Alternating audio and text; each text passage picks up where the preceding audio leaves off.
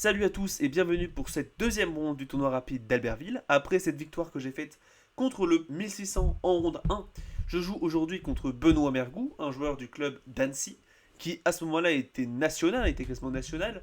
Donc son classement qu'il y a sur les parties de chess et le classement qui a été modifié, qui a été actualisé après le mois. Parce que du coup, je rappelle, je l'ai joué mi-mai, donc ici on est en juin. Le classement a été changé, donc c'est parfait. Et donc ici je joue contre Benoît Mergou. Ah non, non, non, attendez. Non, c'est un classement national du coup. Non, c'est bien ça, c'est le classement national. Maintenant, il me semble qu'il est 1800 feed, un truc comme ça. Donc je le joue contre ce joueur avec les Noirs. Il me fait peur parce que les gens à la classement national sont très imprévisibles. Parce que du coup, en général, c'est des gens qui ont joué à des tournois il y a quelques années, genre il y a 10-20 années. Donc, à l'époque où il n'y avait pas encore les classements feed. Donc ça fait peur, ça peut faire peur. Et ici, je m'attends à tout. Et Benoît commence avec E4. Donc ici, encore une fois, dans ce tournoi, je réponds E6. C'est le truc que j'ai prévu. Et il me répond D3. J'ai déjà vu cette ouverture, notamment à mon tournoi de métèque, que je n'ai pas mis sur la chaîne, je crois. Mais globalement, ici, ce qui s'est passé, c'est qu'il vient défendre le pion. Avec l'idée de rapidement jouer cavalier D2 pour consolider. Et peut-être rapidement jouer sur cavalier GF3, G3, fou G2, petit roc, et essayer rapidement de faire comme une attaque estadienne, aller le roi et attaquer mon roc. Ici, je réponds avec D5. Cavalier D2 joué par Benoît et je joue C5. C'est une ouverture que je joue personnellement, ça respecte les principes de la française. Cavalier GF3 joué par Benoît, je réponds cavalier C6. Donc je viens consolider un peu le centre, développer mon cavalier, G3, fou D6, et ici mon plan va être très simple. Je veux complètement empêcher la poussée thématique des blancs, c'est-à-dire E5. Et je vais tout faire pour l'en empêcher. Fou G2, je réponds cavalier GE7 pour préparer le petit roc. Ici C3. Et ici j'ai plusieurs choix. Soit je laisse les blancs jouer D4, mais ici je n'avais pas envie. Soit du coup je continue mon développement, soit je l'empêche.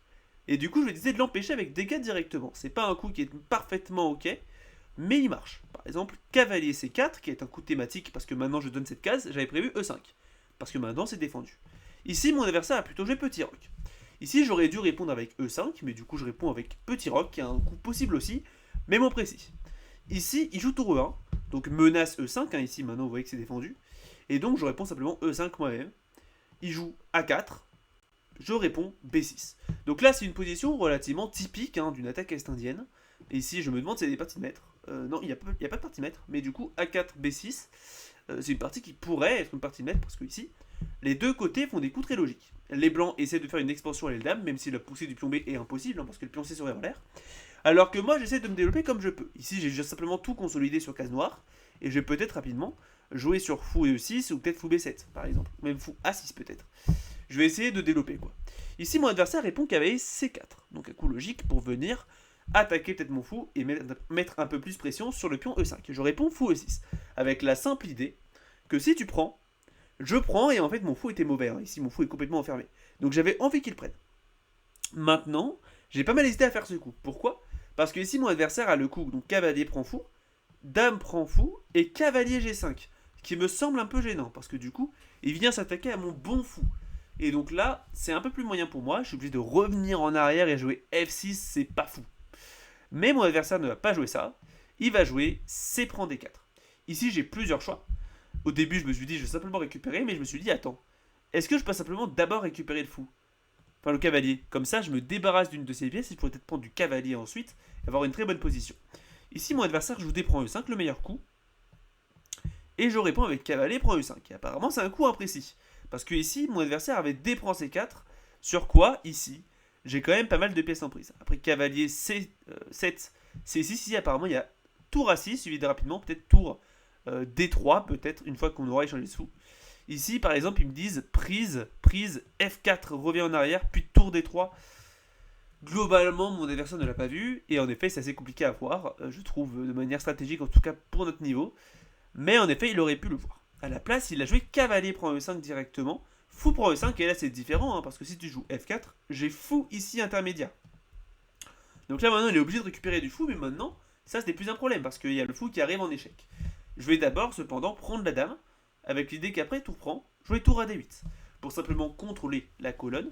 Tu ne peux pas développer ton fou, attention, pour essayer de défendre avec la tour, parce que du coup le pion B2 serait en l'air en fin de ligne. À la place, il va prendre, puis je vais roi F1, pour essayer de s'activer. Ici, j'aurais peut-être pu jouer tour D1, mais j'avais pas envie. Parce qu'après tour E2, j'ai l'impression quand même que je mets les pièces. Enfin, par exemple, après ça, qui m'a l'air d'être une variante logique. Ici, le problème, c'est qu'il y aurait par exemple un coup comme fou. Moi, j'avais prévu un coup comme fou H3 par exemple. Et là, ma tour manque quand même un peu de ligne. Ici, il y a peut-être ça, mais c'est quand même pas très agréable et j'avais pas envie de rentrer dans la ligne comme ça. Donc à la place, je vais prendre ma pire pièce, c'est-à-dire mon cavalier, et essayer de l'activer. Donc ici, je joue cavalier C6 avec l'idée de le mettre soit en D5, soit en D4, soit en B4. C'est des deux cases logiques. F4, je pars mon adversaire, je joue simplement fou D4, du coup j'active mon fou. Roi E2, il s'active, mais maintenant cavalier A5. Et là, mon adversaire a déjà des gros problèmes. Il a un pion de plus, mais il va le perdre. Il va le perdre ici. Parce qu'il y a le pion C4 en prise, et si jamais tu le défends avec B3, maintenant c'est B3 qui est en prise. Donc ça peut très très vite aller, et surtout ici, il y a la tour qui est en l'air finalement. Donc ici, c'est compliqué à défendre, et il ne peut pas en réalité si jamais tu joues ça. Maintenant, c'est carrément...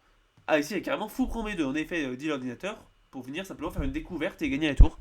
Donc en effet, il y a toujours des problèmes. Donc ici, il est obligé de donner le pion. Ici, il va jouer tour B1, du coup, pour simplement s'enlever des vis-à-vis. Je joue cavalier, prend C4, il joue B3. Et je joue cavalier A5. Donc cavalier a fait un aller-retour, mais il a réussi à récupérer le pion. Et je pourrais rapidement jouer cavalier C6 et peut-être revenir en B4 pour prendre la case. Ici, il joue fou B2, mon adversaire. Je prends B3. Et là, ici, je me rends compte que je suis gagnant. Parce que si jamais il prend, j'ai cavalier prend sur échec et ça va. Et si jamais il fait rien, j'ai fou prend et cavalier échec. Et du coup, j'ai gagné un pion. Donc là, ici, petite gaffe de mon adversaire, qui a juste oublié le fait que sa tour défendait son pion. Donc ici, il a enlevé la défense du pion, je récupère. Fou prend D4, du coup, il prend le fou. Cavalier prend D4 échec. Roi E3. Ici, attention, si tu viens en D3, tu te mets dans des vis-à-vis. Ça peut être gênant. Après, par exemple, cavalier F3, puis cavalier prend ici le pion. Mais à la place, il va venir plutôt en E3, donc il vient attaquer peut-être mon cavalier, l'activer son roi, je veux dire, mais sans autoriser des découvertes. Ici, je joue cavalier C2 avec l'idée de peut-être revenir, activer ma tour et peut-être revenir en B4. Roi F3, je pars mon adversaire.